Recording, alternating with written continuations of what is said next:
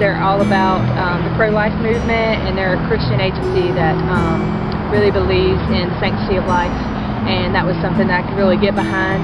Even though I'm more of a behind-the-scenes person, I was able to just use my time there and give back to our community, and also meet some neat people who had the same mindset and the same values as me. And my child got to play there while I volunteered, so it was just a neat place to be.